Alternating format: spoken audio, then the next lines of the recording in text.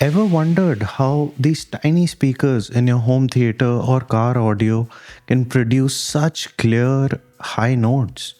That's all thanks to tweeters. In this video, I'm going to talk about just tweeters, how they work, what sizes do they come in, what materials are used, and why they are used. So let's get to it. Now, tweeters are specialized speakers and they only produce a particular frequency range that is from 2000 to 20,000 hertz. A human ear, by reference, can hear from 20 hertz to 20,000 hertz. So they only produce the higher end of the spectrum.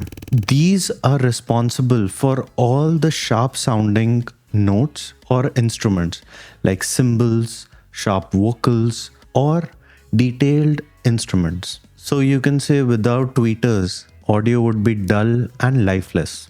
Now let's talk about some of the common materials that are used in tweeters. The most common type of tweeter used is a soft tweeter. These are usually made in silk, cloth, textile, that is, or polymer coated. Now these sound warm, smooth, and they are used in home audio for a more natural feel. Metal is also used. We have aluminium, titanium, beryllium tweeters, and they produce crisper and brighter sounds with better details. So they are a little expensive. There are also ribbon and planar magnetic tweeters. These are ultra lightweight, fast response, and they are used in high-end audio.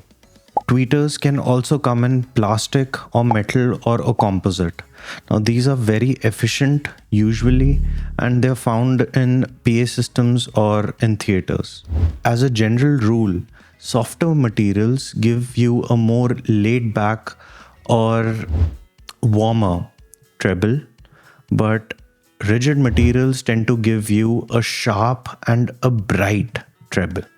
There are different types of tweeters and each one have their own strengths. So the first one is dome tweeters, which are commonly found and they are in home audio or car speakers. They offer good balance of clarity and dispersion. Ribbon tweeters, they're extremely thin and lightweight, and they're used in high-end audio setups for a better detail. Horn tweeters, a very popular company that uses horn tweeters is Klipsch, and they're found in a variety of professional and PA systems as well. Planar magnetic tweeters, on the other hand, these are expensive and usually they are in high fidelity or audiophile grade speakers. So the next time you hear a sharp sound or a crisp high, you'll get to know that a tweeter is at work, and that's what tweeters are all about.